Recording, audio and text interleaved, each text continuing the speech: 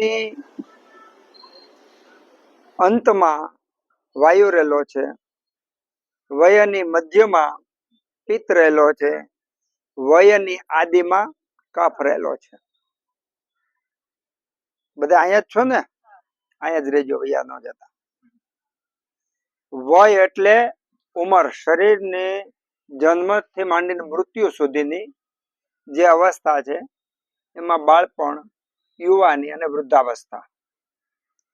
તો વયના અંતમાં વાયુ, વયના મધ્યમાં પિત્ત, વયની આદિમાં કફ. હવે દર્દી સામાન્ય રીતે આપણી પાસે આવે ત્યારે 3 માંથી એક ઉંમર વાળો હોય, કા બાળક હોય, કા યુવાન હોય, કા વૃદ્ધ હોય. પહેલા તો સહજ અવસ્થાજન્ય દોષનો પ્રભાવ રહેવાનો, અવસ્થાજન્ય દોષનો પ્રભાવ રહેવાનો. માની લો કોઈની વાયુ પ્રકૃતિ હોય, પિત્ત પ્રકૃતિ હોય, કફ પ્રકૃતિ હોય, પોતપોત પ્રકૃતિ ગમે તે હોય, એને લગતો રોગ ગમે તે હોય, પણ અવસ્થાજન્ય દોષની અસર વિશેષ રહેવાની છે. કારણ કે આમાં એમ કીધું વય, અંત, વાયુ, મધ્ય, પિત્ત, આદિ, કફ. બાળ અવસ્થામાં કફ હોય, યુવા અવસ્થામાં એટલે કે મધ્ય અવસ્થાની અંદર પિત્ત હોય અને વૃદ્ધાવસ્થામાં વાયુ હોય. સામાન્ય રીતે આપણે જોઈએ છીએ કે નાનું બાળકમાં કફ વૃદ્ધિ છે. એના ઉદાહરણ શું? એક તો એની ઊંઘ લાંબી, સુકોમળતા. સુકોમળ એ કફનું લક્ષણ છે. સુકોમળતા, મૃદુતા, પછી સ્નેહ એટલે કે પ્રેમ, વાલ એટલે વાલ કરે, વાલું લાગવું. આ બધા ગુણો કફના છે. એ બધા ગુણો એ અવસ્થામાં રહેલા છે કફના. પિત્તમાં તીક્ષ્ણતા એટલે કે શાર્પનેસ, કર્મણ્યતા એટલે કામ, ચપળતા, બુદ્ધિ, ચાતુર્ય, શૂરવીરતા, ગુસ્સો,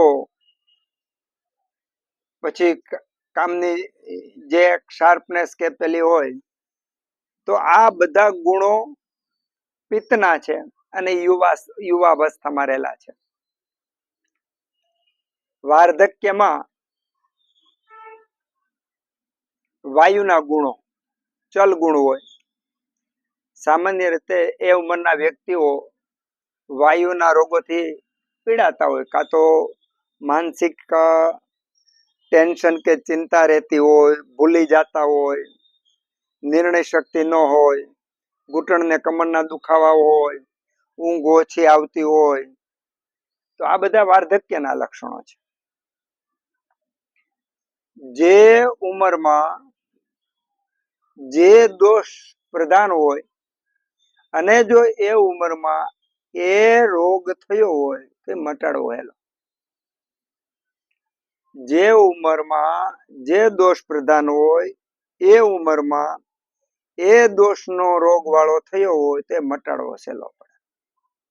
દાખલા તરીકે બાળકને કફ થયો હોય તો કફને મટાડવો સહેલો. એક તો એની કફ પ્રકૃતિ હોય, અવસ્થાગત કફ હોય, તો એને મટાડવો સહેલો. પછી પિત્તની અંદર યુવા અવસ્થા હોય, પિત્તની પ્રકૃતિ હોય અને પિત્તનો રોગ થયો હોય તો મટાડવો હેલો. વૃદ્ધા અવસ્થા હોય, વાયુની પ્રકૃતિ હોય અને વાયુનો રોગ થયો હોય તો મટાડવો હેલો. શા માટે? બાળકને સેજે અવસ્થાને કારણે કફ ની વૃદ્ધિ હોય ઉંમરના હિસાબે, એમાં એની કફ પ્રકૃતિ હોય અને કફનો રોગ થયો હોય તો એ ચિકિત્સા બહુ ઝડપથી ફળ આપનારું બને. કારણ કે એને ઉષ્ણ, તીક્ષ્ણ, ચલત્વ આવા બધા આહાર અને વિહાર ને ઔષધો આપો તો એની સાઈડ ઇફેક્ટ કાંઈ નથી, ઉપદ્રવ કાંઈ નથી થવાના. માની લો કે નાનું બાળક હોય ને કફ ને બધું હોય, ખાવાનું બંધ કરી, પેલા તો બાળકને શરદી ઉધરસ કે એવું થાય એટલે ખાવાનું બંધ કરી દે સેજે સેજે, બરાબર. બાળકને ખાવાનું બંધ કરી દો, પછી પીપલિયાદી છે, મધ છે, સૂંઠ છે, એવું થોડું થોડું એના ઉંમરના પ્રમાણમાં એને ડોઝ આપો તો એ બાળક ઝડપી હાજુ થઈ જાય. શા માટે? કે તમારે માત્ર એક જ બાજુ વિચાર કરવાનો છે, કફનો જ વિચાર કરવાનો છે અને કફના વિરોધી ગુણો જ આપવાના છે. એવું જ પિત્તમાં યુવા અવસ્થા હોય, પિત્ત પ્રકૃતિ હોય અને પિત્તનો રોગ થયો હોય તો પિત્ત શમનના જ ઉપાયો કરવાના છે, પિત્ત નિસારકના જ ઉપાયો કરવાના છે. તાવો દર્દી જલ્દી હાજો થઈ જાય. એવી જ રીતનું વાયુનું છે. હું આ બોલ્યો એ સમજાણું? ઓકે. હવે માની લો નાનું બાળક છે, એને ઉધરસ થઈ હોય પણ વાત જ કાશ થઈ હોય, વાયુને કારણે ઉધરસ થઈ હોય, એની ઉંમર બાળકની છે એટલે કે કફની અવસ્થા છે, ઉધરસ છે પણ વાયુ વાતસ છે, અને પ્રકૃતિ પાછી એની વાયુ કે કફ કે પિત્ત કોઈ પણ હોય, તો પ્રકૃતિ, રોગ અને અવસ્થા કાળ જો ત્રણ અલગ અલગ હોય એને મટાડવું અઘરું. કારણ એકને મટાડો ને તો બીજો રોગ વધી જાય. કફ મટાડવા જાઓ તો કફનો ચલ ગુણ, વૃક્ષ ગુણ, લઘુ ગુણ, તો વાયુ વધે. વાયુને મટાડવું હોય તો એનું સ્નિગ્ધ ગુણ, પછી ઉષ્ણ ગુણ, એવા બધા ગુણો કરો, પછી સ્થિર ગુણ, એ બધું કરો તો કફ વધે. તો વિપરીત દોષ પ્રકૃતિ અને અવસ્થા કાળ વિપરીત હોય તો મટાડવું અઘરું પડે છે. કારણ એકને વ્યવસ્થિત કરો તો બીજા ઉપદ્રવો થાય, બીજાને કરો તો ત્રીજા ઉપદ્રવ થાય. એવું જ યુવા અવસ્થામાં પિત્ત દોષ એની પ્રકૃતિ અવસ્થા માની લો કે પિત્તની હોય, એની પ્રકૃતિ કફની હોય અને રોગ વાયુનો હોય તો એને પણ મટાડવું અઘરું પડે. એવી જ રીતનું ઉંમર, વૃદ્ધાવસ્થા હોય, વાયુના વૃદ્ધિકાળ પ્રકોપકાળ વાળી અવસ્થા હોય, કફનો રોગ થયો હોય, પ્રકૃતિ પિત્તની હોય, એને મટાડવું પણ અઘરું પડે. તો હવે એની સારવાર કેમ કરવી?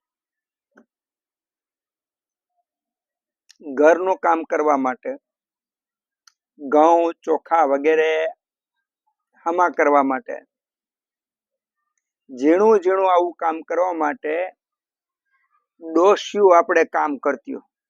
કારણ કે એ ડોશિયુંને ખૂબ આખી જિંદગીના અનુભવ હોય અને ધીરજ હોય.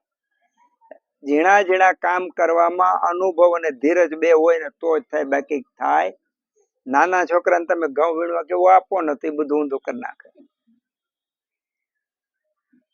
દોરામાં બહુ ઘૂસ પડી ગઈ હોય અને તમે યુવાન ને આપો તો યુવાન કાતર લઈને કાપીને બધું કરી નાખશે. ગાંઠ વાળી એ કે આના કરતા 10 રૂપિયા દોરો લઈ આવો સારો, પણ એ દોરો આખો નહીં કાઢે. એની જગ્યાએ વૃદ્ધાવસ્થા વાળા હોય તો ધીમે ધીમે આખો દોરો છૂટો કરી નાખે. એમ આમાં અનુભવી વૈદ હોય અને ધીરજ વાળો હોય તો આવા રોગો દૂર કરે. હવે આવા રોગો કેમ દૂર કરવા? તો સામાન્ય રીતે જો આપણે બાળકનું લઈએ કે એની અવસ્થા કફ રોગની છે, રોગ વાયુનો છે, અને પ્રકૃતિ પિત્તની દાખલા તરીકે છે. તો જે દોષ પ્રધાન હોય, જે પ્રધાન દોષના લક્ષણો હોય એની પેલા સારવાર કરવી. અવસ્થા કફની છે અને માની લો કે કુક્કુસ નામનો રોગ છે કે જે ફેફસાનો રોગ છે, બાળકોને થાય. આધુનિકમાં એને અત્યારે ટીબી કે છે, પણ એ વાત જ ટીબી હોય. તો એમાં એ વાત જ કાશની અંદર માની લો કે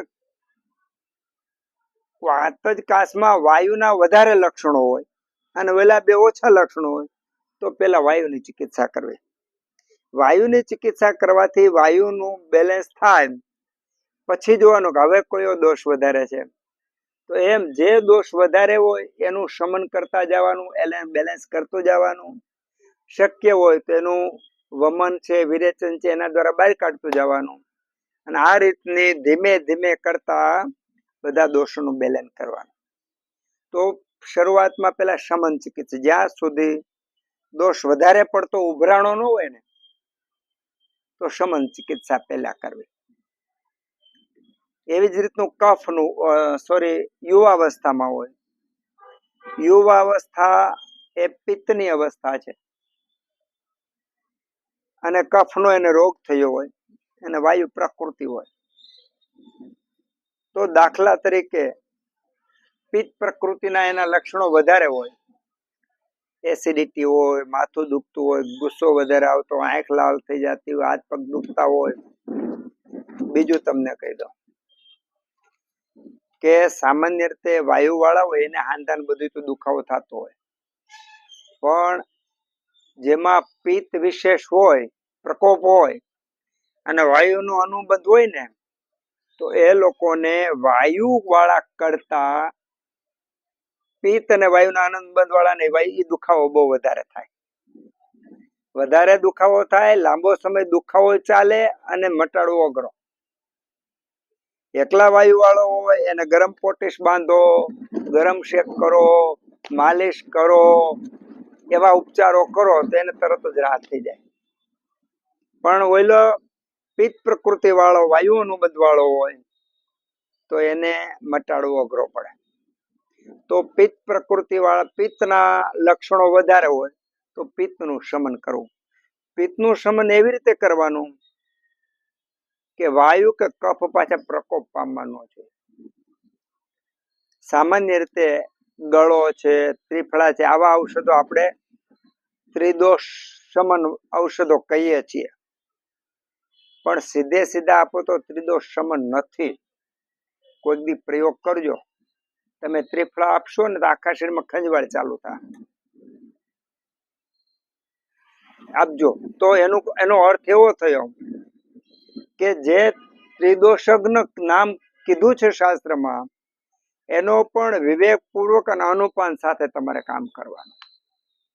જો અનુપાન તમે યોગ્ય ન લ્યો તો ત્રિદોષનું શમન નહીં કરે. કારણ વાયુ, પિત્ત, કફ એક તો વધઘટ હોવાનો, બોલો તો ત્રિદોષનું શમન કરે છે.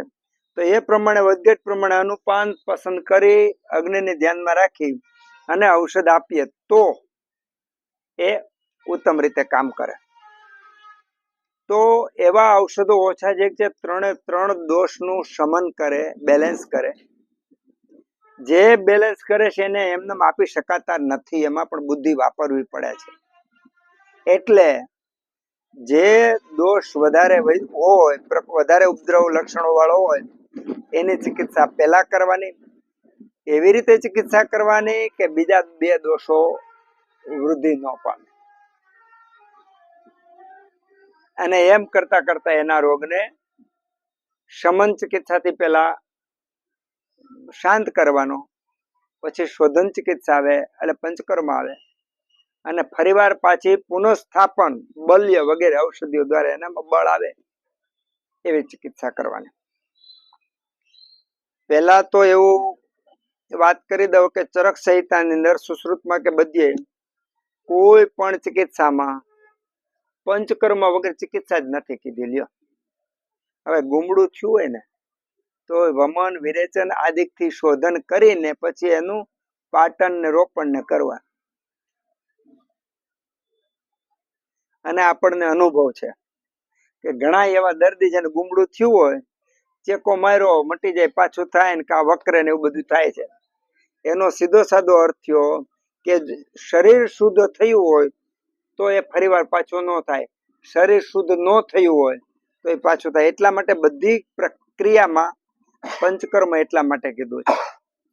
એનો તમે બીજો, હવે હું બોલું ને એને તમારે પ્રેક્ટિકલ જોવાનું. કોઈને દાઢનો દુખાવો હોય, દાઢનો દુખાવો હોય, ભયંકર દુખાવો હોય, અને ડોક્ટર એમ કે આને તાત્કાલિક આને રૂટ કેનાલ કરવી પડશે, આમ કરવું પડશે એવું હોય, એવા દર્દીને લંઘન ચાલુ કરાવી દો. લંઘન ચાલુ કરાવી અને વેદના આહાર ઔષધો, દાખલા તરીકે સરસવનું તેલ છે, મેન્થોલ કપૂર છે, લવિંગનું તેલ છે, આપણું દંતમંજન છે, હળદર છે, આવા બધા ઔષધોથી એની સારવાર ચાલુ કરી દો. 2 દિવસ ને વધુમાં વધુ 3 દિવસમાં દાંતનો દુખાવો મટી જાય. પછી જ્યાં પોલાણ છે એ પોલાણમાં ધીમે ધીમે આવા ઔષધો ભરતા રહેવાના, જેમાં પછી અંદરથી જે છે કાઢી નાખવાનું, ફરીવાર આવા ઔષધો ભરી ગયો.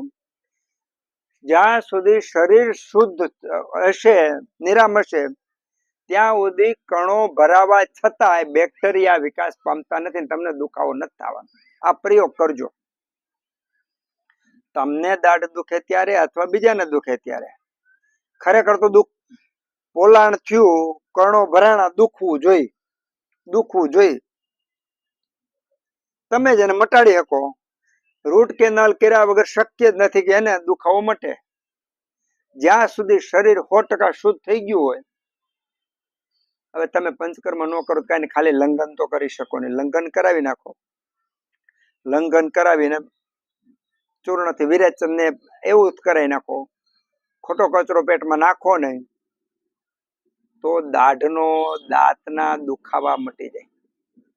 આ પ્રેક્ટિકલ તમે કરી શકો એવી મેં વાતો કરી. અથવા દાખલા તરીકે ઘૂંટણનો દુખાવો છે, 80% ઘૂંટણના દુખાવા વાળા ગેસ, કબજિયાતને કારણે 80% છે. કમરના દુખાવા વાળા, જેનું પાચન બગડ્યું હોય, વાયુ રોકાતો, ઉદાવર તો 80% આવા છે. કે જેમાં એનાટોમિકલ સ્ટ્રક્ચર બગડ્યું હોય એની આપણે અત્યારે લેતા નથી. એમાં પણ માની લો કે મણકામાં કાંઈ ડિફોર્મિટી આવી હોય, નર્વસ દબાતી હોય, એમાં પણ બસ્તી વગેરે ચિકિત્સા પરિણામ આપે છે. પણ આપણે એ નથી લેતા. આપણે તો આવી વ્યક્તિને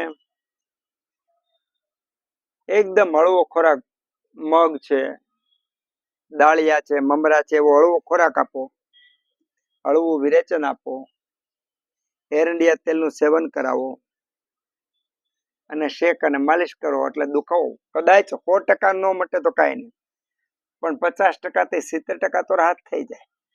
તો એનો સીધો સાદો અર્થ એવો થયો કે શરીરમાં જ્યાં સુધી આમ હોય ત્યાં સુધી રોગ મટતો નથી. શરીરમાં જ્યાં સુધી આમ હોય ત્યાં સુધી રોગ મટતો નથી. આપણે વિરલભાઈ સરપંચ આપણી શિબિરમાં આવે છે, કદાચ મેળા હશે. એ વિરલભાઈ પહેલી વાર મારી પાસે આવ્યા, એને બીજા કોઈક લઈ આવ્યા હતા. એપેન્ડિક્સનો દુખાવો ભયંકર હતો અને સાઈઝ મોટી હતી. ડોક્ટરે કીધું તાત્કાલિક ઓપરેશન કરવું પડશે. તો એક દર્દી કે તારે ઓપરેશન ન કરું તો એક ડાક્ટર પાસે લઈ જાવ. મારી પાસે લઈ આવ્યા. મને કે સાહેબ વગર ઓપરેશન મટી જાય? મેં કીધું મટી જાય. તો એને આશ્ચર્ય થયું, મટે થોડું. ડોક્ટરે કીધું તાત્કાલિક કોઈ જાવ, મોઢું ન કરો, એપેન્ડિક્સ ફાટી જાય, એવું બધું કીધું હોય. એટલે મેં એને કાંઈ ન કર્યું, ખાલી લંઘન કરાવ્યું. પાણી, સડંગ પાણીથી લંઘન કરાવી દીધું. પિત્ત પ્રકોપ હતો એટલે પિત્ત શમનની ઔષધિઓ આપી દીધી. 2 દિવસમાં દુખાવો મટી ગયો. પછી પિત્તનું હળવું વિરેચન કરી નાખ્યું. આજની તારીખમાં એ આનંદ કરે છે અને આયુર્વેદના પ્રેમી થઈ ગયા. તો કોઈ પણ રોગ હોય, જો આમ અવસ્થામાં હોય તો એ રોગ વધવાનો. તમે ઓપરેશન કરો તોય, દાખલા તરીકે અહીંયા ઘૂંટણનું ઓપરેશન કરી નાખ્યું તો અંદર આમ તો છે કે અહીંયા નહીં તો અહીંયા આવવાનો છે, ત્યાં નહીં ખંભામાં આવવાનો છે, તો એના સ્થાન બદલશે. જ્યાં સુધી સામ અવસ્થા નિરામ ન થાય, દોષ નિર્મૂળ ન થાય, ત્યાં સુધી પોતાના લક્ષણો તો આપવાનું છે. એટલે જે લોકો ચિકિત્સા ક્ષેત્રમાં છે એ લોકો માટે તો આ સોનેરી સૂત્ર છે કે સામને નિરામ કરવાનો, લંઘન કરાવવાનું, દોષોનું બેલેન્સ કરાવવાનું, દોષોનું શમન કરાવવાનું, એટલે દર્દી પીડામાંથી મુક્ત થાય. વય આ ઉંમરને કારણે, ઉંમરની વાત કરી. અહ એટલે દિવસ. દિવસમાં પણ અંત ભાગ છે એમાં વાયુ પ્રધાન હોય, મધ્ય ભાગ છે એમાં પિત્ત પ્રધાન હોય, અને આદિ ભાગ છે એમાં કફ પ્રધાન હોય. તો દિવસમાં સાંજે વાયુ, બપોરે પિત્ત અને સવારે કફ પ્રધાન હોય.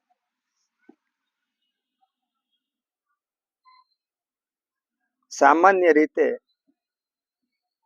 આપણે સવાર, બપોર અને સાંજ જે ખોરાકનું સિલેક્શન કર્યું છે દિનચર્યાની અંદર, એમાં ખાલી આટલું આપણને ખબર હોય તો કોઈને શીખવાડવું ન પડે.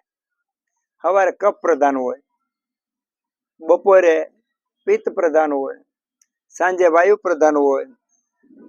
તો કફ પ્રધાન હોય ત્યારે માની લો કે આપણે શિશિર અને હેમંતમાં જે આહાર વિહારનું પાલન કરતા હોય એ સવારે કરવાનું. શરદ ઋતુમાં જે પાલન કરવાનું કીધું છે એ બપોરે કરવાનું આહાર વિહારનું. અને વર્ષાકાળમાં જે આહાર વિહારનું પાલન કરવાનું કીધું સાંજે કરવાનું. તો દિનચર્યા આવી ગઈ. તો સવારે સામાન્ય રીતે કફની વૃદ્ધિ હોય છે. ઓકી દાંતણ જે કરે, નૈણે હેડે ખાય, દૂધે વાળું જે કરે એ ઘર વૈદ્યનો જાય. આમાં ઓકી દાંતણ જે કરે, સવારે દાંતણ કરતા કરતા ઉલટી કરી નાખવાની, વમન કર્મ જે કરે એમાં કફ દોષ પ્રધાન હોય, કફ દોષ બહાર નીકળી જાય. તમે જોવો જ ખરા, આપણે એક એક કહેવતો, જીવન જીવવાની રીતો, ખોરાકો, કપડા, સમાજની વ્યવસ્થા નિરોગી રહી એ માટેની છે. આપણને ખબર હોય કે ન હોય. હવે ઓકી દાંતણ જે કરે, નૈણે હેડે ખાય, દૂધે વાળું જે, આ તો બધાને સાંભળ્યું તો હશે જ કમસે કમ. ભલે આનું રહસ્ય ખબર નહીં પણ સાંભળ્યું તો હોય જ. તો સવારે જે દરરોજ ઉલટી કરી નાખે એને કફના રોગો ન થાય. હવે એક તો બાળક હોય, કફનો રોગ થયો હોય અને સવારનો પોર હોય તો કફ વૃદ્ધિ પ્રકોપ પામે કે ન પામે? પામે. જો આપણને આ જ્ઞાન હોય તો આપણને ખબર પડે, તો સવારે એનો આહાર શું કરવો એ આપણને ખબર પડે. તો દિવસમાં સવારે કફની વૃદ્ધિ કાળ હોય છે, બપોરે પિત્તની વૃદ્ધિ કાળ હોય છે, સાંજે વાયુની વૃદ્ધિ કાળ હોય છે. એટલું સમજાઈ ગયું. આજ રીતનું રાત્રે પણ, રાત્રે શરૂઆતમાં કફનો વૃદ્ધિકાળ હોય, મધ્યમાં પિત્તનો વૃદ્ધિકાળ હોય, અંતમાં વાયુનો વૃદ્ધિકાળ હોય. તમે 25-50 જણા એકારે રાત્રે સૂતા હોય ને, જોકે અત્યારે આપણે બધા બહુ બુદ્ધિશાળી છીએ,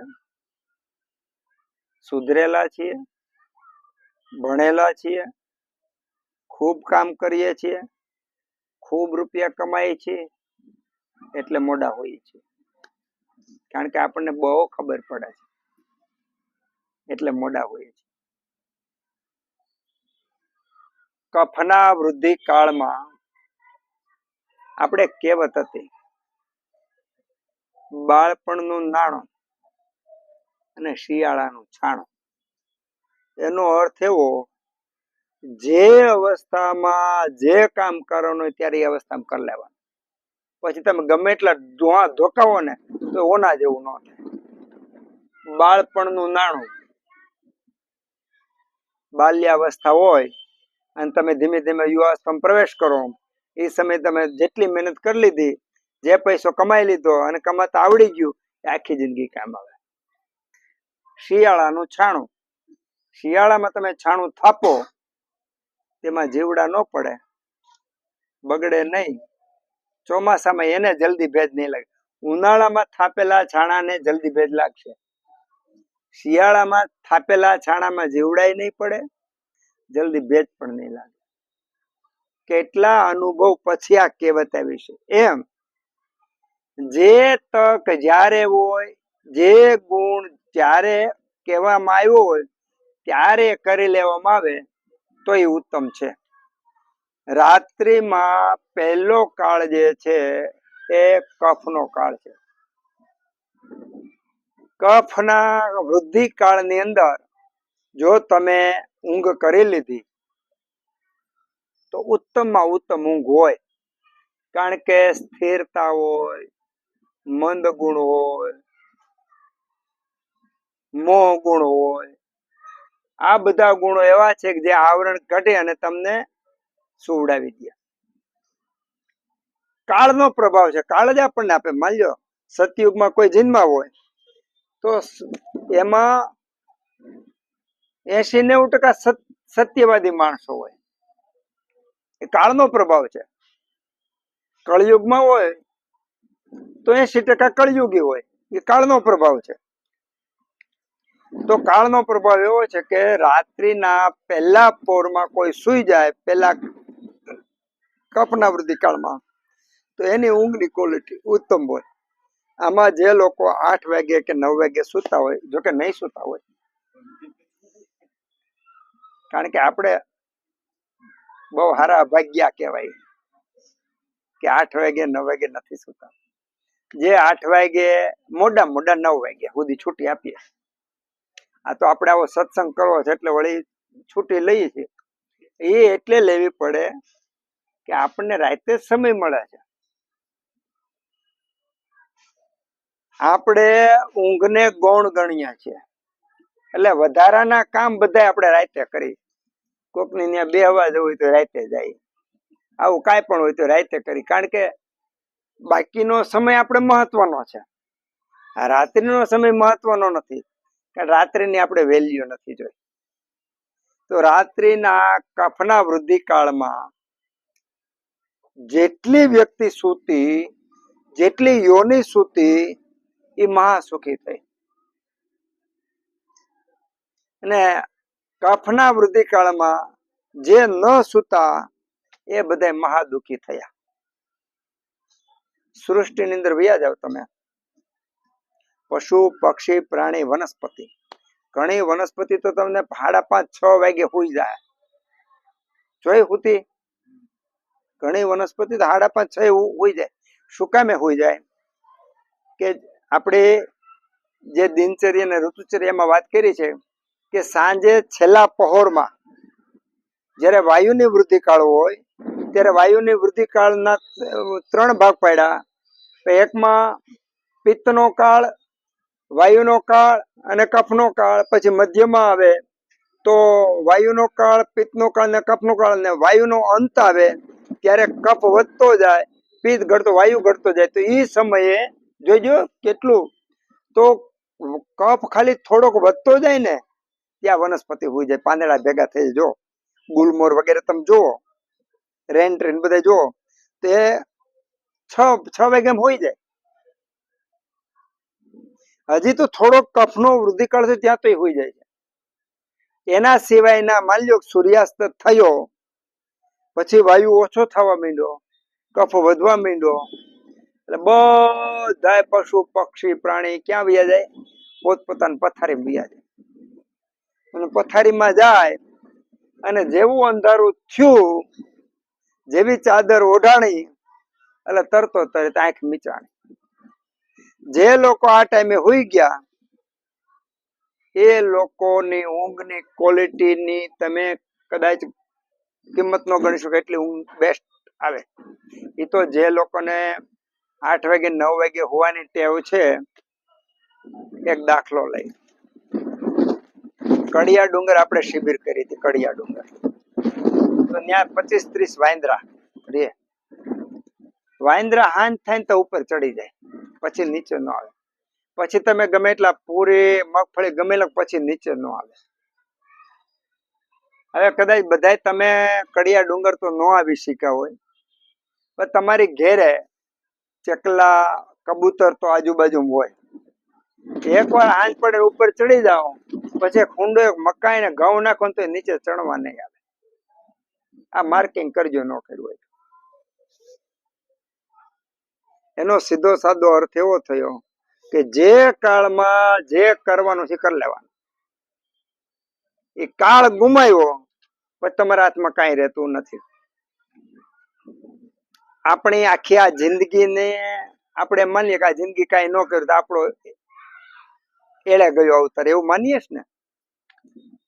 હું તો એમ કહું કે જેને હોવાનો કાળ ગુમાવ્યો ને એનો અવતાર એળે ગયો. કારણ હોવાનો કાળ એળે ગયો, તેને ઊંઘ હારી ન આવી, ઊંઘની ક્વોલિટી ન આવી, તેનું સવાર બગડ્યું, દિવસ બગડ્યો, સારો વિચાર ને જિંદગી આખી જિંદગી જ ગઈ. વેલા સુઈ વેલા ઉઠે ઈ વીર. જે વેલા સુવે વેલા ઉઠે ઈ જ વીર થાય. વેલા સુઈ વેલા ઉઠે વીર, અને એની જ બળ બુદ્ધિ ધન વધે અને સુખમાં રહે શરીર. વિચાર તો કરો. આપણી એક એક વાત ને એક એક કહેવતમાં કેટલું રહસ્ય ભર્યું છે. વેલા સુઈ અને વેલા ઉઠે એ વીર થાય. બળ બુદ્ધિ ધન સુખ આ બધું મળે, અને સુખ અને શરીર સુખી થાય, નિરોગી થાય. આમાં તમને બીજું કાંઈ નથી કર્યું, ખાલી હોવાનું ઉઠવાનું, બાકીનું બધું ઓટોમેટિક થાય. સારી બુદ્ધિ આવે, કામ કરવાનો ઉત્સાહ આવે, આપણે નિરોગી રહેવાના રસ્તે ચાલીએ, સુયોગ્ય ખોરાક થાય, સુયોગ્ય પાછી ઓટોમેટિક થાય છે. જે વહેલા સુવે એટલે ઓટોમેટિક વહેલા ઉઠે. તમે જોજો 15-20 જણા 50 જણા તમે ક્યાંક જાનમાં ક્યાંક હોય, એ રીતે તમારે જાગવાનું. બધા હોઈ જાય પછી પિત્તનો વૃદ્ધિકાળ આવે. પિત્તના વૃદ્ધિકાળમાં થોડી ઊંઘ ઉડે તો પાછા હોઈ જાય હલીને. પછી 2-2:30 વાગે એટલે વાયુનો વૃદ્ધિકાળ ચાલુ થાય. એટલે એક પછી કાં પડખું ફરશે, કામ આમ કરશે, કાં કોઈ મોબાઈલ જોઈને મૂકી દે, કાં કોઈ પેશાબ પાણી કરવું, મુવમેન્ટ ચાલુ થઈ ગઈ બધાની. આ વખતે બધાની ઊંઘ ઉડી જાય છે. વાયુની વૃદ્ધિકાળ થાય એટલે બધાની ઊંઘ ઉડી જાય. અને ઊંઘ ઉડે અને તમે ઊભા થઈ ગયા, સ્ફૂર્તિ ના એકલાસ હોય, અને પાછા હોઈ જાઓ તો પાછી બેહોશી આવે. તો રાત્રિમાં પહેલો જે કાળ છે એ કફની વૃદ્ધિકાળ છે, એ સુવા માટે છે. મધ્યનો પિત્તની વૃદ્ધિકાળ છે. જેટલા એસિડિટી વાળા હોય, પિત્ત પ્રકોપ વાળા હોય, દર્દીને હિસ્ટ્રી લેતી વખતે એમ કયો કે ભાઈ તને રાતે 12-1 વાગે નીંદર ઉડી જાય, તો એને એમ થાય કે હા સાહેબ ને ખબર પડી ગઈ કે મને રાતે દરરોજ નીંદર ઉડી જાય. એલા ભાઈ, એની પિત્ત પ્રકૃતિ, પિત્તનો રોગ અને પિત્તનો કાળ એને થોડું હોવા દે કઈ. દર્દીને આશ્ચર્ય લાગે કે એક્સરે નથી કર્યું, લેબોરેટરી કાંઈ નથી કર્યું, અને આ સાહેબ ને ખબર પડી ગઈ કે મને રાતે 1 વાગે નીંદર ઉડી જાય. પછી તમે એમ કહો તમને જનાવરના દીવાના સ્વપ્ન આવે છે, તો ક્યાં ગભરામણ થવા માંડે, તો ક્યાં પરસેવો વળી જાય, તો ક્યાં. તો આપણા માટે એ તો ગણિત છે, બહુ સહેલું છે. દર્દીને આશ્ચર્ય થાય. પેલા ઋષિ મુનિઓ પાસે થર્ડ આઈ હતી.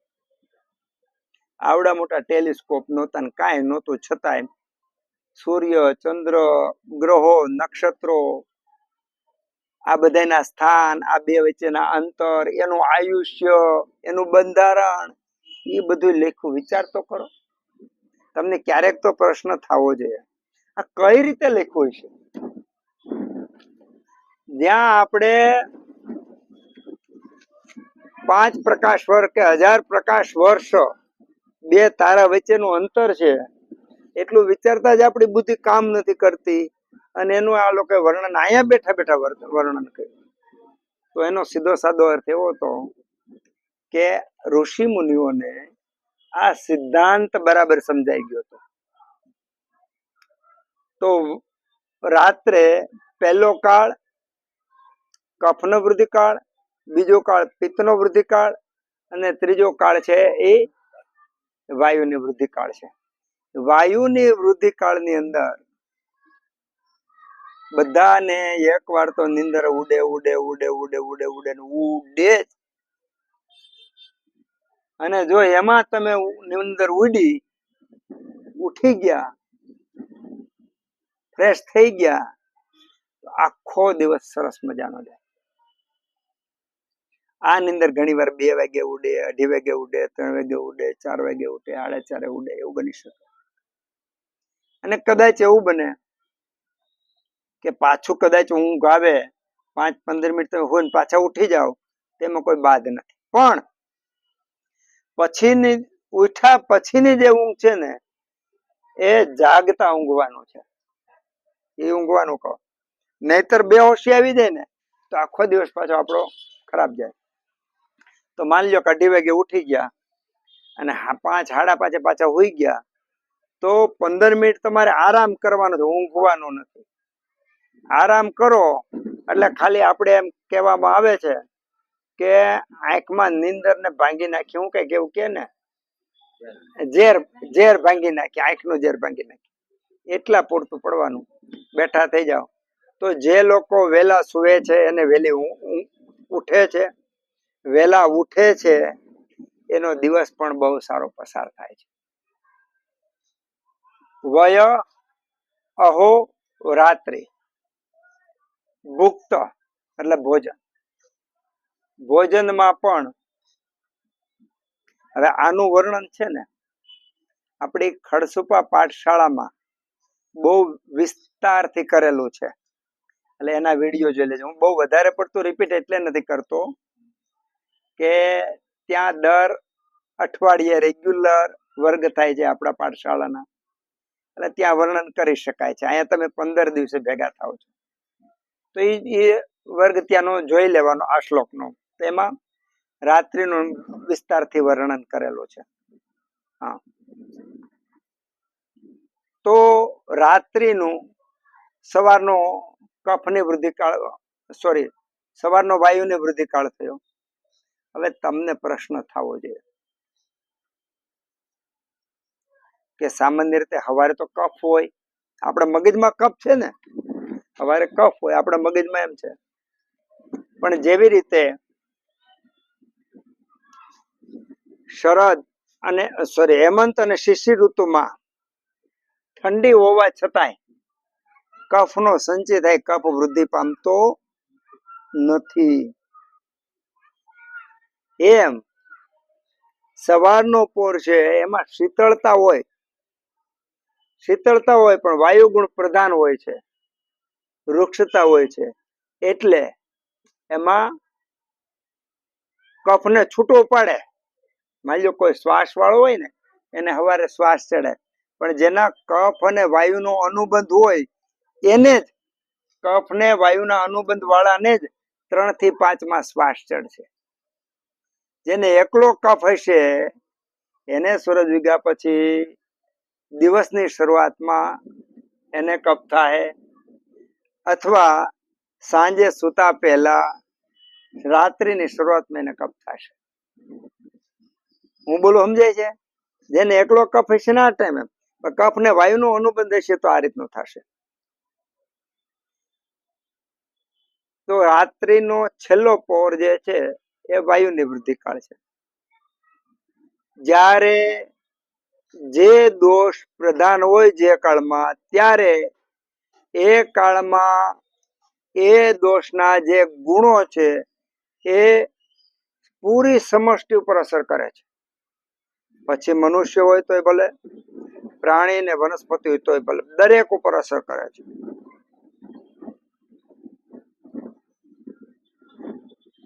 મનુષ્ય સિવાયની દરેક યોની સવારે ઉઠે એટલે કેટલી આનંદિત ને પ્રફુલ્લિત હોય છે. એટલું વિચારી લ્યો તો ખબર પડે કે એને ઊંઘ બરાબર કરી હતી.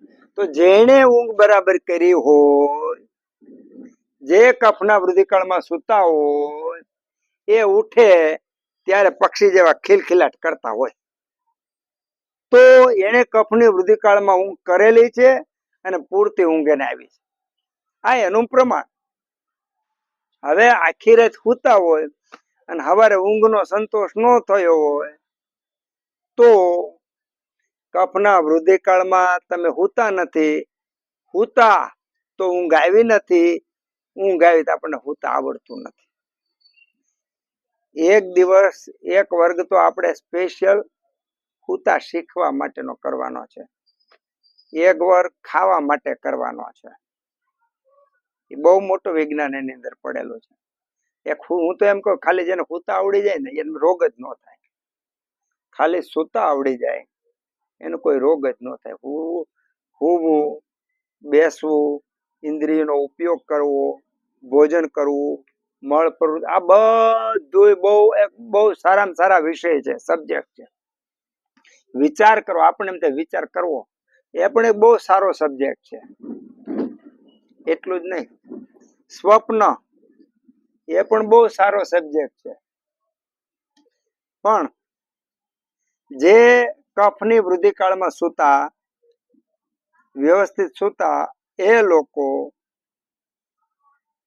સવારે વહેલા ઉઠે અને આખો દિવસ એનો સોનાનો જાય. તો એનો અર્થ એવો કે વહેલા સુઈ વહેલા ઉઠે, ઈ થાય વીર.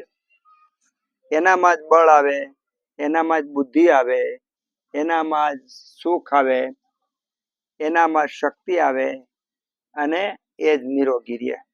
તો એનો સીધો સાદો અર્થ એવો થાય કે મોડા હુવે, મોડા ઉઠે, ઈ થાય અવીર, માય કાંગલો થાય.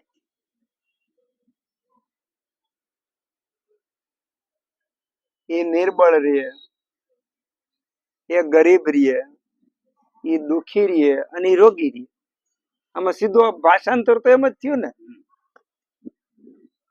હવે આમાં આપણે બેઠા, એમાંથી આપણે જો મોડા સૂતા હોય તો એ એક વિચાર કરવા જેવો છે. કોયલા, કબૂતર ને ચકલા ને એક હુંડો તમે દાણા નાખી દો તો ચરવા આવતા નથી. તો આપણે થોડુંક ધંધામાં થોડુંક ફેરફાર કરી અને વહેલા સુવા માટે પ્રયત્ન કરવો જોઈએ. આપણે કરવો જોઈએ જેટલું બને એટલું. 8 વાગે સુવો તો બેસ્ટ. ખરેખર તો 8 થી 9 માં સુઈ જવું જોઈએ. 8:30 નેક્સ્ટ, 9 વાગે, 9 વાગ્યા પછી તો હોવું જ ન જોઈએ. આ છેલ્લામાં છેલ્લું. 9 વાગ્યા પછી હોવો ને પછી બહુ ફાયદો નથી થતો. એના માટે પછી ક્યારેક વાતો કરીશું. તો હુવા માંડો તો તમને ખબર પડશે કે વહેલા હુવાના કેટલા ફાયદા. તો આયુર્વેદમાં જે કાળ કીધા છે, વૃદ્ધિકાળ, દોષના વૃદ્ધિકાળ કીધા છે, એનું પણ બહુ મોટું વિજ્ઞાન છે. અવસ્થાના વૃદ્ધિકાળ કીધા, એ અવસ્થામાં એ વૃદ્ધિકાળ હોવો જ જોઈએ, હોય તો જ એનામાં આવે. હવે બાળ અવસ્થામાં કફનો વૃદ્ધિકાળ ન હોય તો એનું બાલ્યાવસ્થા, એનો વિકાસ, એનું પોષણ, એની સ્થિરતા એ કાંઈ આવે નહીં. એ અવસ્થામાં એ જ હોવું જોઈએ. યુવા અવસ્થામાં પિત્ત જ જોઈએ, વૃદ્ધાવસ્થામાં વાયુ જ જોઈએ. જો વાયુ ન હોય, એવો ન અરે વાયુ, તો ભાદરવામાં જે આક્રતા પડે છે, હું કામ આક્રતા પડે છે? માંડવી પકવવા માટે, બધા અનાજ પકવવા માટે, વનસ્પતિની પકવવા માટે પડે છે. તો જે કાળમાં જે થાય છે એ યોગ્ય રીતે થાય, ન થાય તો એને વિકૃતિ કહેવાય. વૃદ્ધાવસ્થામાં વાયુની વૃદ્ધિ ન થાય, માણસ મરે જ નહીં. હવે નકરા માની લો કે એક પીપળો લઈ લો, પીપળામાં નવા પાંદડા આવે જ રાખે, નવા પાંદડા આવે જ રાખે, નવા પાંદડા આવે જ રાખે, અને ખરે નહીં તો એની દશા શું થાય? ખરે નહીં, નકરા પાંદડા જ આવે રાખે તો. એટલે વૃદ્ધાવસ્થામાં વાયુ વધે એટલે ધીમે ધીમે ધીમે ધીમે કરતા અવયવો નિર્બળ થાય, ઇન્દ્રિયો નિર્બળ થાય, વિચારો નિર્બળ થાય, અને ધીમે ધીમે કરતા જેવી રીતે નાળિયેર લીલું હોય, પાણી ને કોપરું બે હોય, એ ધીમે ધીમે ધીમે કરતા છૂટું પડે. લાંબો સમય થાય તો પાણી હુકાઈ જાય, પછી લાંબો સમય થાય પછી કોપરું પણ હુકાઈ જાય, અને એનાથી વધારે લાંબો સમય થાય તો કોપરું અને કાચલી છૂટા પડી જાય. છૂટા પડ્યા પછી તમે એને તોડો તો એ કોપરું ફરીવાર પાછું તમારા પાક બનાવવાના ઉપયોગમાં આવે. નહીતર ઓયલું જે કાચું કોપરું પાક બનાવવામાં ઉપયોગમાં આવે નહીં. એમ વૃદ્ધાવસ્થામાં ક્રમશઃ શરીરની સ્થૂળમાંથી સૂક્ષ્મ ગતિ જાય અને એક છૂટું પડતું જાય, છૂટું પડતું જાય, છૂટું પડતું જાય.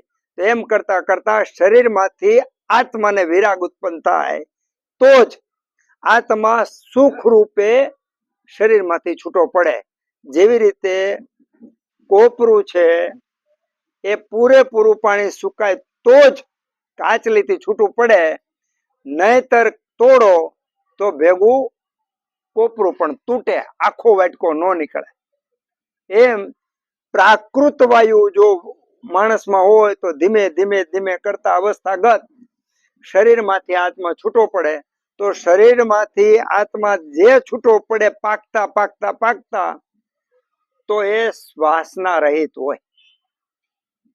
તો એ આત્મા ન્યાથી જે ગતિ કરે એમ જેમ ટોપરું પાક બનાવવાના કામમાં આવે, ઉત્તમ ગુણો સાથે આવે, એમ એ આત્મા આ શરીરને છોડી અને ઉત્તમ ગતિને પ્રાપ્ત કરે. આ વિજ્ઞાન પ્રકૃતિનું અવસ્થાગત દોષો આપવાનું છે. અને જરા એટલે ઘડપણ, એને એક રોગ પણ કીધો. રોગ એ અર્થમાં કીધો છે કે પ્રાકૃત વાયુ હોય, પ્રાકૃત વાયુ વધતો હોય તો કઈ વાંધો નથી, પણ આપણે આપણા આહાર વિહાર વગેરેને કારણે વાયુ વિકૃત કર્યો હોય તો એના કારણે જે અવસ્થામાં જે સમયે જે ગુણો ઉત્પન્ન થવા જોઈએ એ ગુણો ઉત્પન્ન ન થાય, એના પરિણામે રોગો થાય. એટલે એને એક રોગ કીધો, જરા રોગ કીધો, અને એની ચિકિત્સા આખી આપી. રસાયણ કર્મ આખું જ આપ્યું, એની ચિકિત્સા કરી કે એને રસાયણ ગુણ કરી અને આવા આવા ઔષધો, ચ્યવનપ્રાશ છે, બ્રાહ્મ રસાયણ છે, આમલકી રસાયણ છે, એવા ઔષધોનું પાન કરાવો તો એને અવસ્થાગત જે રોગો છે રોગ દૂર થાય અને વાયુ પ્રાકૃત થાય અને બળ બુદ્ધિને પાછા પ્રાપ્ત કરે. પણ જે અવસ્થામાં જે દોષનું પ્રાધાન્ય હોય, પ્રાકૃત હોય, તો એ નડતો નથી. એને પોષણ આપે છે, એ અવસ્થા એને સુખ આપે છે, એને નિરોગી કરે છે. જો વિજ્ઞાન સમજીએ તો અવસ્થામાં બાળકમાં કફ, યુવાનીમાં પિત્ત. હવે યુવાનીમાં માની લો પિત્ત ન હોય તો તમે મળદાળની જેમ પડ્યા જ રહ્યો, કામ જ ન કરો. નવા નવા તમારા લક્ષ્યાંકો સિદ્ધ કરવાનું તમને મન જ ન થાય, નવી નવી જિજ્ઞાસાઓ ઉત્પન્ન જ ન થાય, તો સૃષ્ટિની રચનામાં જે સુંદરતા લાવવાનું કાર્ય જ ન થાય. તો પ્રકૃતિ એ અવસ્થા એવી મૂકી કે બાળ અવસ્થાની અંદર કફ વૃદ્ધિને કારણે બરાબર સ્ટોરેજ, શક્તિનો બધું સ્ટોરેજ કરી આપ્યો, શક્તિનો સ્ટોરેજ કરી આપ્યો કે જે સેલ, હાડકા, મગજના કોષો, નર્વસ સિસ્ટમ, મનની શક્તિ બધી એવી ઇલાસ્ટિક સ્થિતિ આપણને આપી દીધી કે એની જેટલો વધુ ઉપયોગ કરો તો પણ એને વાંધો ના આવે એવો મજબૂત બનાવી દીધા. અને એ જ પછી યુવા અવસ્થામાં પાછો ઉપયોગ કરવા માટે આપણે એને જેટલું વધારે ઉપયોગ કરો એટલો વિકાસ વધારે થાય. તો યુવાવસ્થામાં પિત્તનો જે વૃદ્ધિકાળ છે એ માણસના મનુષ્ય જીવનને સાર્થક કરવા માટે છે. એ અવસ્થામાં જો એ હેતુ સિદ્ધ ન કરી શક્યા તો પછીની અવસ્થા, દાખલા તરીકે બાલ્યાવસ્થામાં એ અવસ્થા આપણે સિદ્ધ ન કરી તો પછીની બંને અવસ્થા પ્રાકૃત જવાની જ નથી. પિત્તની અવસ્થા જે છે મધ્યમ કાળ, એ અવસ્થામાં એ દોષનો લાભ ન લઈ શકા, એના પછીની ઉત્તર અવસ્થા જે છે વૃદ્ધાવસ્થા, એ સુખરૂપ જવાની નથી. માટે એકના પછી બીજું પગથિયું, બીજા પગથિયા પછી ત્રીજું પગથિયું, વય, અહો, રાત્રિ, ભુક્તાનામ. તો ભોજન, ભોજનની અંદર આપણે ખોરાક ખાઈએ છીએ તો ખોરાક ખાઈએ ત્યારે અંતે વાયુ, મધ્યમાં પિત્ત, આદિમાં કફ. આ બધાનું અત્યારે વાત તો કરીએ છીએ ને, એ બધાનું આગળમાં પ્રકરણમાં આપણે ખૂબ બધું વિશ્લેષણ કરીશું જે તે વખતે. નહીતર તો આપણું એકલું સૂત્રસ્થાન એક વર્ષે, સૂત્રસ્થાનનો પહેલો અધ્યાય એક વર્ષે પૂરું નહીં થાય જો આપણે આમ એક એકનું વિસ્તરણ કરવા જઈશું તો. એટલે ખાસ તો ફરીવાર રિપીટ કરાવી દઉં કે ખડસુપાના આપણે આયુર્વેદ પાઠશાળાના બધા વિડીયો રેગ્યુલર જોઈ લેવા, કે જેના કારણે મારે તમારી પાસે હું ખાલી અંગુલી નિર્દેશ કરું તો તમને ખ્યાલ આવી જશે. એટલે એની સાથે સાથે ચાલી શકાય એટલા માટે. ભુક્ત એટલે ભોજન. ભોજનનો અંતકાળમાં વાયુ પ્રધાન હોય, મધ્યમ કાળમાં પિત્ત પ્રધાન હોય, આદિકાળમાં કફ પ્રધાન હોય. આદિ એટલે ખાઈએ, આપણે ખાઈએ એટલે તરત જ કફ પ્રધાન હોય, પછી પિત્ત પ્રધાન થાય, પછી વાયુ પ્રધાન થાય. એને 2 મિનિટ થોડુંક સમજીએ એટલે થોડુંક ક્લિયર થશે. કોળિયો હાથમાં લઈ અને મોઢામાં પાણી આવવા માંડે, પછી બાજરાનો રોટલો હોય તોય ભલે, અથાણું હોય તોય ભલે, લાદ ન હોય તોય ભલે, તો હાથમાં લેવા માત્રથી આકર્ષિત મોઢું થવા માંડે, આંખો બધું એકાગ્ર થઈ જાય તો સમજવાનું ભૂખ છે. હાથમાં થાળીમાં ભોજન હોય અને આપણે સ્થિર થઈ જાય, ધ્યાનમગ્ન થઈ જાય, એકાગ્ર થઈ જાય, એકાગ્ર થઈ જાય તો માનવાનું કે ભૂખ છે. એકાગ્ર ન થાય તો ભૂખ નથી. જ્યારે એકાગ્ર ન થાય, જ્યારે આકર્ષિત ન થાય ત્યારે ભોજન કરવાનું નહીં. ત્યારે ભોજન કરો તો તમે રોગી થાવ. વિચાર કરી લ્યો. હવે આમાં આપણે કે દિવસે ધ્યાન કર્યું, આપણે ધ્યાન થઈ ગયું, થાળી જોઈને બધું ભૂલાઈ જાય, આપણે થાળી 2 જ રહે બાકી કઈ નો યાદ રહે, એવી અવસ્થા આવે એને ભૂખ કહેવાય. ક્યારે ભોજન કરવું? આપણને જાજુ બધું કાંઈ ન આવડે તો કાંઈ વાંધો નથી, એટલું તો આવડે ને. અને પાછું બીજું એ કે થાળીમાં જે છે એ ઉત્તમ લાગવું જોઈએ. તમને આ ભાવતું છે ને આ નથી ભાવતું એવું થયું તો પણ તમને ભૂખ નથી અને ખાવું ન જોઈએ.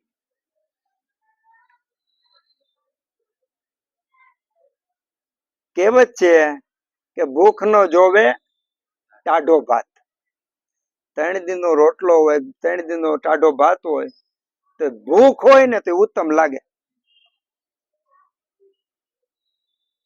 તો ક્યારે ખાવું? ધ્યાન લાગી જવું જોઈએ. ઇન્દ્રિયો હાથ બધું આકર્ષિત થઈ જવું જોઈએ. એક ત્યારે થાળીમાં જે આવ્યું એ અત્યંત પ્રિય લાગવું જોઈએ. ત્યાં તમારે સારું ખરાબ ભાવે છે કે ન ભાવે તેવો સંકલ્પ વિકલ્પ ન થવો જોઈએ. જો સંકલ્પ વિકલ્પ થયો તો તમને એટલી ભૂખ ઓછી છે. એનો અર્થ ઓછી ભૂખ હોય ત્યારે નહીં ખાવાનું, ભૂખ ન હોય ત્યારે નહીં ખાવાનું. ક્યારે ખાવાનું? આ બે અવસ્થા હોય ત્યારે ખાવાનું. બાકી તો ભોજનના આખો શ્લોક છે આવશે કે નયન શું નિર્મલે ઉદ્ગાર શુદ્ધિ વાયુ અનુલોમન, આ બધું તો થશે પછી. પણ હાવ સાદી ભાષામાં આ રીતે ક્યારે ખાવું? આ વખતે ખાવું. જો એવી વસ્તુની ખાવ એટલે સીધે સીધો હાથ અડે ને ત્યાં તો વાઇબ્રેશન આવવા માંડે. હવે આપણે આવડા થયા દિવસમાં 3 થી 5 વાર ખાઈએ છીએ. હાથ ખોરાકને અડે અને આમ તલપાપડ શરીરને આમ આમ આનંદિત થઈ જાય એવું કેટલી વાર થયું? બરાબર, કેટલી વાર થયું? તો તમે આંગળીને વેઢે ગણશો એટલી વાર માંડ થયું. કારણ કે એટલી હદ સુધીને આપણે ભૂખ વેઠી જ નથી. ભૂખ વેઠી તો અનાજની કિંમત થાય, બાકી તો કિંમત થવાની નથી. એનો મારો દાખલો દઈ દો. કે એક હું સામાન્ય રીતે બિલખા હતો ત્યારે દર 11 પરિક્રમા કરતો. રાત્રે 9 વાગે ઘરે નીકળું અને હવે પાછું ઘરે પહોંચ્યા. અને દર પૂર્ણિમા એ દત્તાત્રેય જતો. પછી આ તો રેગ્યુલર. પછી વધારાનું ગમે ત્યારે એમ થાય કે હાલો જાવ તો આ તરત હાલતા ગિરનાર ને પરિક્રમા ગમે ત્યારે નીકળી જાવ. એક વખત લગભગ અંધારિયું હતું, ચોમાસાનો સમય હતો, વાદળા હળાર ગળાર થતા હતા, આમ કઈ દેખાય ને એવું બધું, ભયંકર પવન હતો. ઘરેથી 8-9 વાગે નીકળ્યો હતો. અડધે પહોંચ્યો ને પછી ભૂખ લાગી. એટલી ભૂખ લાગી છતાંય પવન ને હાલતો રહ્યો. આછા છાંટા હતા. આજે મને એક ડગલું યાદ છે. એટલી ભૂખ લાગી ને જાણે કે મારું હું એક ડગલું નહીં હાલી શકું. એમ કરતા દત્તાત્રેય પહોંચ્યો. અને એમ થયું કે હવે અહીંથી પાછું જવાય જ નહીં. એટલું શરીરમાં નબળાઈ, એટલું બધી અતિ ભૂખ લાગી. અને ઘૂંટણિયા વળી અને ત્યારે મંદિર નહોતું. અત્યારે જે દત્તાત્રેય પર છે ને મંદિર નહોતું, ખાલી દત્તાત્રેય ભગવાનના ચરણ પાદુકા હતા. તો સીધો પગે લાગ્યો. હવે ચરણ પાદુકા ઉપર પગે લાગ્યો તો થાળી આવી ને થાળીમાં મોહનથાળના ઢેફલા હતા. એટલી તીવ્ર ભૂખ અને ત્યાં મોહનથાળના ઢેફલા હતા. ઈ વખતે ભૂખ કોને કહેવાય? હાથ અડે અનાજને તો શરીરમાં, ઇન્દ્રિયમાં, મનમાં શું થાય? તો આવું આપણે કેટલી વાર જિંદગીમાં અનુભવ્યું કે જ્યાં જીવન મરણનો એક પાતળી ભેદ દેખાત હોય અને પછી મળે તો શું થાય, ઘટના ઘટે. તો આને ભૂખ કહેવાય. એ વખતે એક દાણો અંદર જાય ને તો જેવી રીતે તમે તળાવને કાંઠે બેઠા માછલીને તમે કઈ નાખો, એક માછલી ઉપર આવીને દાણા લઈ જાય છે, એને તમે જોવો છો, એમ અંદર નાખેલું અનાજ કાયદેસર જે અંદર જાતું હોય આપણે જોઈ શકીએ ને વિભાગ થતો જોઈ શકીએ. પણ આપણા કારખાની અંદર આવો થતો ફેરફાર આપણે કોઈ દી જોયો નથી. કારણ કે આપણે તો ઓવરલોડ કરી રાખીએ છીએ. તો પેલા તો ભૂખ લાગવા દેવી. ભૂખ લાગે ભાગશાળી હોય, તરસ લાગે ભાગશાળી હોય, પેશાબ લાગે, સંડાસ લાગે, નોર્મલ થાય ભાગશાળી માણસો છે. ઊંઘ આવી ભાગશાળી છે, કામ કરી શકે એ ભાગશાળી, હાલી શકે એ ભાગશાળી. આનાથી મોટો નસીબ વાળો બીજો કે જે આમાં ક્યાંય રૂપિયા વાળો ભાગશાળી નથી કીધો. દાંત કાઢી શકે ભાગશાળી. તો ભૂખ કોને કહેવાય? ક્યારે ખાવું, કેમ ખાવું, કેટલું ખાવું, એટલું જો આપણને આવડી જાય ને તો આપણે તો સુખી થાય. પણ જેને સલાહ આપી બધા સુખી થાય. સરસ મજાનું એક વાક્ય છે, કે પરેજ પાળે છે એને ઔષધની શું જરૂર છે? જે પરેજ પાળતો નથી એને ઔષધ શું કામનું? જેને ખાવા પીવા હુવા બેવા ઉઠવાની ખબર પડે છે એના માટે કોઈ ઔષધની જરૂર જ નથી. અને જે કાંઈ ધ્યાન નથી રાખતો એને ઔષધ શું કામનું? તો એનો સીધો સાદો અર્થ કે દવા વાદ ની આમાં ક્યાંય વાત આવતી જ નથી. વગર દવાએ સુખી થવાય છે, વગર દવાએ નિરોગી રહેવાય છે, એ આ સૂત્રનો અર્થ થાય છે. તો ભુક્ત જમવા પહેલા કફની વૃદ્ધિકાળ, પેલા કાળમાં કફની વૃદ્ધિકાળ એ મેં કીધું. હવે આપણે તો પેલા ચમચીથી ખાવા માંડ્યા છીએ. હવે આંગળા ને ચમચીથી હું ખાવામાં ભેદ ઈ તો આપણે જોઈ લે. આપણે સુધરી ગયા તો વધારે પડતા બધી રીતે સુધરી ગયા. આંગળાથી સ્પર્શ કરીને આપણે ખાઈ અને ચમચીથી ખાઈ, એમાં ફેર હોય તો તમે પ્રયોગ કરજો. પછી એ હાથ ત્યાંથી આવે ને ત્યારથી જ અંદર ઇન્દ્રિયો બધી ચાલુ થઈ જાય. અને હાથ આવતો આવતો અહીંયા આવે ને ત્યાં સુધીમાં તો જેવી રીતે કાબરના માં બહારથી ટુકડો લઈ આવીને કાબરના બચ્ચાના મોઢામાં નાખે, જે દ્રશ્ય તમને જોવા મળે છે એવી અનુભૂતિ આપણને કોઈ દી થઈ ખરી આ હાથ અને જીભની વચ્ચે? તો સમજી લો, દિવસમાં 3 વાર ખાય તો 3 વાર આવો અનહદ આનંદ છુપાયેલો પીડ્યો છે. આનંદ આપણે લેતા નથી. તો આ જે આવે છે અને એ સમયે હજી પહોંચે એ પહેલા તો અહીંથી લાળ ગ્રંથિ તૈયાર થવા માંડે, જીભ છે પાણી પાણી થવા માંડે, લાળ છૂટવા માંડે. અગાઉ અહીંયા લાળ છૂટવા માંડે, મગજ એક્ટિવ થઈ જાય, આખે આખું બોડી વાઇબ્રેટ થઈ જાય, ભેગા ભેગા સાથે આખું બોડી કમ્પ્લીટ તૈયાર થઈ જાય. કે જેવી રીતે બહેનોને માસિક આવે તો દરેક માસિક વખતે ગર્ભધારણની 100% તૈયારી હોય. જેવી રીતે ખેડૂત દર ચોમાસામાં ખેતી તૈયાર જ રાખે, પછી ભલે આખું ચોમાસું વરસાદ ન આવે, કોરું જાય તો વાંધો નથી, પણ એની ખેતી તૈયાર હોય. બહેનોને માસિક આવે તો દર માસિક વખતે ગર્ભધારણની જેટલી તૈયારી રાખવી બધી તૈયારી કમ્પ્લીટ જ હોય દર માસિક વખતે. એમ કોળિયો હાથમાં આવ્યો ને મોઢા પાસે ગયો એટલે આખે આખું બોડી એને ગ્રહણ કરવાથી માંડી, પાચન કરવાથી માંડી, વિભાજન કરવા માટે બધા તંત્રો પૂરેપૂરા સજ્જ થઈ જાય. અને આ જે તંત્રો સજ્જ થઈ જાય તો ન્યા પેલા ચાલુ થાય ને આમાશયમાં અનાજ છે એ અહીંથી અંદર જાય, મોઢામાંથી જીભતા ચબાતા ચવાતા ગળામાં ઉતરતું ઉતરતું હોજરી સુધી જાય, જઠર સુધી જાય, આમાશય સુધી જાય, સ્ટમક સુધી જાય. આટલી અનુભૂતિ તો કમ સે કમ આપણે કરી શકીએ. ત્યાંથી પછી આગળ જાય તો ઓટો ન્યુરોન્સ ને કામને કારણે કદાચ આપણે જડ બુદ્ધિના છીએ એટલે નો અનુભવ કે આપણે સ્વીકારીએ છીએ, પણ અહીંથી લઈને અહીંયા સુધી જાય એનું ફિલિંગ તો આપણે કરી શકીએ, પણ કર્યું નથી. વિચાર તો ખરો, આપણે જિંદગીનો કેટલો આનંદ મિસ કર્યો છે. આજે એક જણાએ લખ્યું હતું miss you mummy, miss you પપ્પા. મરી ગયા પછી એ મમ્મી મરી ગયા પછી મમ્મી યાદ આવે, પપ્પા મરી ગયા યાદ આવે, પણ આપણે આપણા શરીર સાથે દિવસમાં કેટલા આવા સુખ, કેટલા આવા સંતોષ, કેટલો આવો આનંદ મિસ કરીએ છીએ કે જે જિંદગીમાં બીજી વાર મળવાનું નથી પાછું. જાગવાની જરૂર તો છે જ.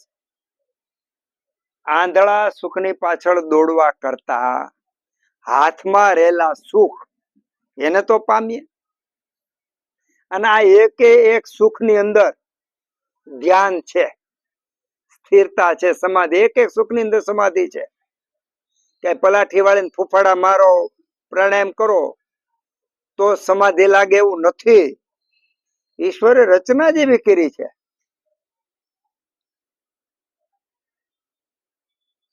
તો ત્યાંથી લઈ અને આમાશય સુધી ખોરાક પહોંચે તો જેવી રીતે આપણે દાળિયા મમરા કે લોટ નાખીએ તળાવમાં અને માછલા લેવા આવે અને જે જોઈએ એવું આપણા શરીરમાં દેખાવા માંડવું જોઈએ. લાળ ગ્રંથિ છૂટતી થઈ જાય, આમ આનંદ. હજી તો પચ્યો નહીં, પેલા તો શરીરમાં આમ શક્તિનો સંચાર થવા માંડે. દરેક સ્વાદ અલગ અલગ દેખાવા માંડે. ગળ્યો, કડવો, ખારો, ખાટો, તીખો બધું વિભાગ પડવા માંડે. મોઢાથી ચાલુ થયો. આપણે આવી ધીરજ જમતી વખતે રાખી જોયું જ નથી. હવે એ કહી દો,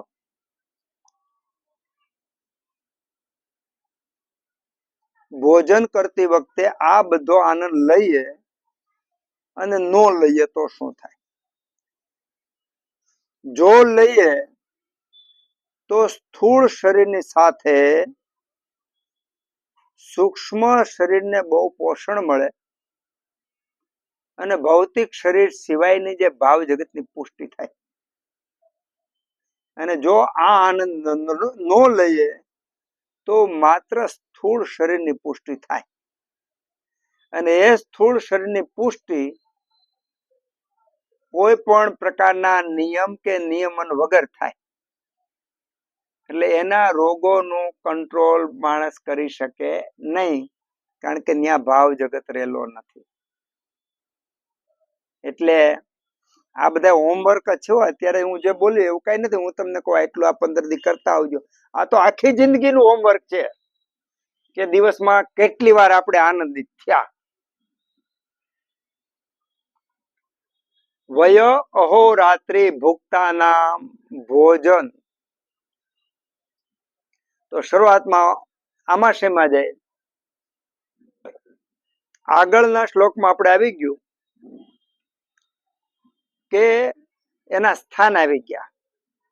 નાભી રામાશય, નાભી અને હૃદય, એની નીચે વાયુ, વચ્ચે પિત્ત અને ઉપર કફ.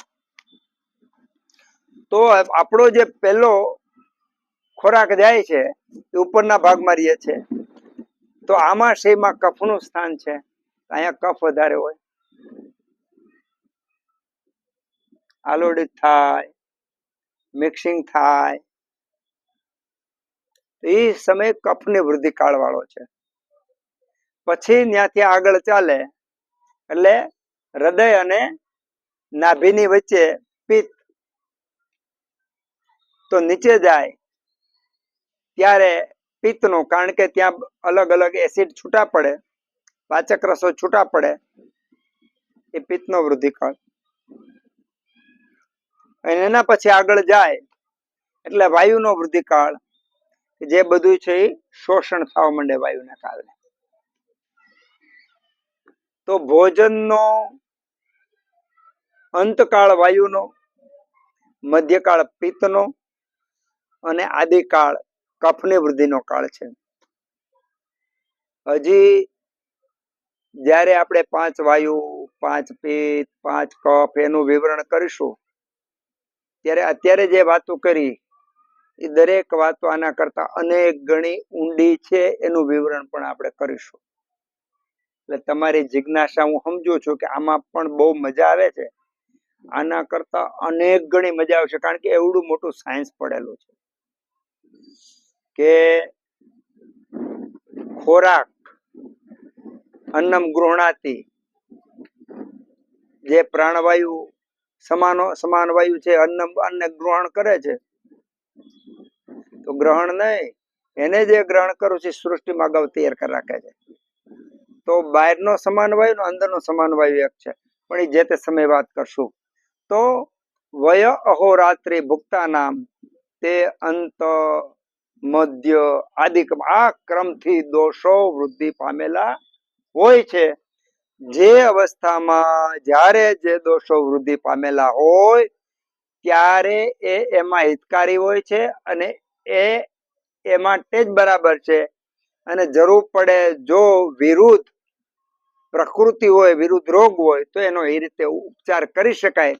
એટલા માટે આપણને સૈદ્ધાંતિક જ્ઞાન આ શ્લોકમાં આપ્યું છે કે વયો હોરાત્રિ ભુક્તા નામ, તે અંત મધ્ય આદિ ક્રમાંક. ઓમ સહનાવવતુ સનૌ ભુનક્તુ સહ વીર્યં કરવાવહે તેજસ્વિનાવધીતમસ્તુ મહાવિદ્વિષાવહે. ઓમ શાંતિ શાંતિ શાંતિ. ચાલો ભાઈ પ્રશ્નોત્તરી બોલો.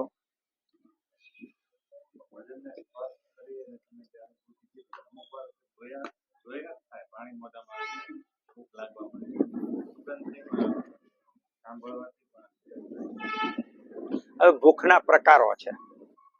ભૂખના પ્રકારો છે વાયુ, પિત્ત, કફ, ત્રિદોષજ, માનસ. આ બધા પ્રકાર. માની લો તમને ફૂલ પેટ ભરીને જમીને બેઠા અને ગુલાબજાંબુ બહુ ભાવે છે, પાછા ગુલાબજાંબુ આવ્યા તો 10 ગુલાબજાંબુ ઝાપટી જાય. ભૂખ નહોતી છતાંય ખાધું, ભાવ્યું, એ માનસ કહેવાય. તો છતાંય તમે એમ કીધું ને કે હાથ ને ખાલી જોઈતા થાય, સંવેદના થાય, સારું છે. ઈ ભાગ્યશાળી કહેવાય કે આ સંવેદના બધાને થતી પણ ખબર જ ન હોય કે મન મોરલા, આખું મોરલાની જેમ નાચવા માંડે, કાન, નાક, સુગંધિયામાં નાચવા માંડે, આનંદિત થઈ જાય. એ સ્થિતિ બહુ સારી કહેવાય. અને એ સ્થિતિને લંબાવવાની ખાલી ભોજન વખતે નહીં, દરેક ઇન્દ્રિયો સતત પોતાના વિષય પ્રત્યે જ્યારે જ્યારે તલ્લીન હોય ત્યારે સુખની ઉપલબ્ધિ હોય. દરેક ઇન્દ્રિયો 24 કલાક, બધી ઇન્દ્રિયો જ્યારે વિષયમાં તલ્લીન હોય ત્યારે સુખની ઉપલબ્ધિ. પણ ઇન્દ્રિયો ડીપ જવી જોઈએ એમાં, તો એને વિષયનો આનંદ આવે. તો જે તમે કીધું એ સારી નિશાની છે, એ થવું જોઈએ. ઓકે.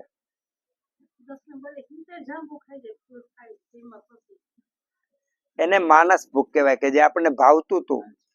માનસિક કહેવાય કે ભાવતું હતું. ઘણા માનસિક હોય ને ભૂખ ન લાગી હોય તો ટાણું થાય ખાઈ લે. દર્દી આવે ને એમાં 1% જ એવો હશે જેને ભૂખ લાગીને ખાતો હોય છે. કાં પછી પતિને કારણે પત્ની ખાઈ લે, પત્નીને કારણે પતિ ખાઈ લે, કાં ટાણું હતું એટલે ટાણું ખાઈ લીધું, વાસણ ઉટકવાટું થી ખાઈ લે. મોટા ભાગે આવું હોય છે. એટલે એને માનસિક કહેવાય કે આપણને ભાવતું ખાઈ લીધું તો ફરી વાર પાછું ખાઈ લીધું.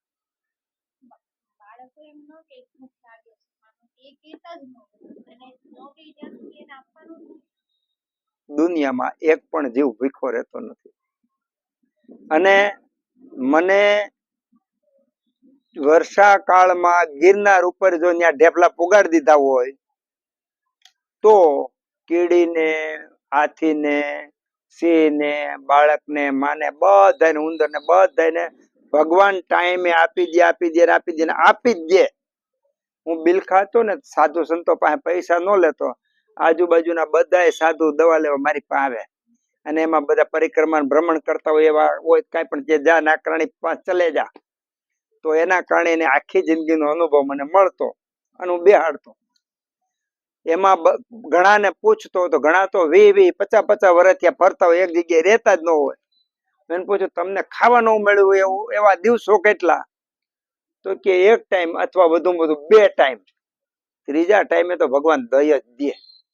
એટલે બાળક ન માગે, તમે નો દો ત્યાં સુધી તમે એની હાચીમાં, નો માગે અને દ્યો તો તમે એની વેરીમાં કે એમાં રોગો ઉત્પન્ન કરવામાં એની મેળે માગે જાય કે માગે. પણ એક છે, બાળકની માગવાની રીત તમારે જોવી જોઈએ. માગવાની રીત સિસ્ટમ અલગ અલગ હોય. ચાલો બોલો.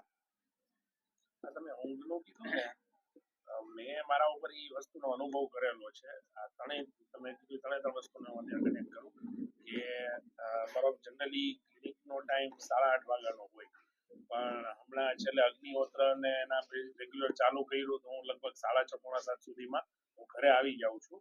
તો આવીને જેવું હું જમી લઉં ને એના પછી 8 વાગ્યા 8 થી 8:30 થાય ને તો આંખો ઘેરાવા માંડી હોય. પછી એમ થાય કે હજી મમ્મી જાગતા હશે, પપ્પા જાગે છે, આ બધા જાગે છે, ક્યાં આપણે હોઈ જવું એમ કરીને 9:30 સુધી ખેંચી લઈએ. પણ એ વસ્તુ અનુભવ કરી છે કે 8 વાગે ને ત્યાં એ નેચરલી અંદરથી એવા કોલિંગ આવવા માંડે કે હવે પથારી બોલાવે છે. અહીંયા કાયદેસર પક્ષી જ બેહી જાય, અમુક બેહી જાય. ઘણા તો આંખ ખુલ્લી રાખવી પડે, મોબાઈલમાં ટાઈમ પાસ કરવો પડે, કે ના પેલું વાતો કરવી પડે કે એવું કરવું પડે. પણ હવે ફોર્માલિટી ખાતર જીવવાની જરૂર નથી. તમને વેલા હોય અને કદાચ ઘરના કોઈ વ્યક્તિ વેલા હોવા માંડે તો આનાથી ઉત્તમ પુણ્ય આ દુનિયામાં નથી. તમે કોઈને વેલા હુવડાવી શકો ને? અત્યારે દર્દીઓ આવે ને બધા 11-12 વાગ્યા પછી હુવા વાળા આવે છે, તો એ તો સુખી થવા નથી, એની આગલી પેઢીને શું આપી શકે? એટલે મમ્મી પપ્પા ને પણ તમે હુઈ જાઓ, કદાચ થોડો ઘણો એનો હશે પણ ધીમે ધીમે એ વેલા હુઈ જાય, એના જે ઉત્તમ પુણ્યનું કામ એક હોય હુઈ જવાનું. તમે કીધું એ બહુ સારી વાત છે કે જાણે કે ઉપર આમાં હવે જો એ અવસ્થા કેવી, તમે કાયદેસર ઊંઘને જોઈ શકો. નિંદર આવે છે અને તમારા શરીરમાં પ્રવેશ કરી તમે જોઈ શકો કાયદેસર. જો આ અવસ્થા એવી આવે ને, જે વહેલા સુવે ને એ જ માણી શકે. આમાં કાયદેસર ઊંઘ આવે, તમારી ઇન્દ્રિયોને બ્લોક કરતી જાય, શરીરને સ્થિર કરતું જાય, વિચારો સ્થિર કરતું જાય, અને જેવી રીતે તમે ચાદર ઓઢો ને એવી રીતે તમે હોઈ જાઓ.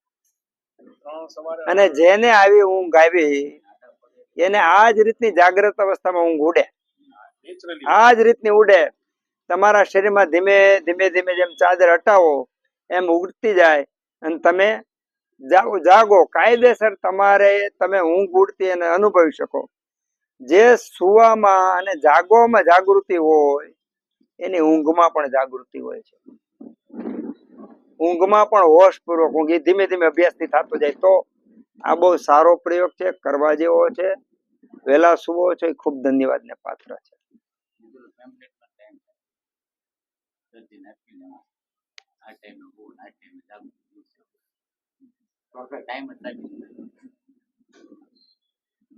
ચાલો કોઈ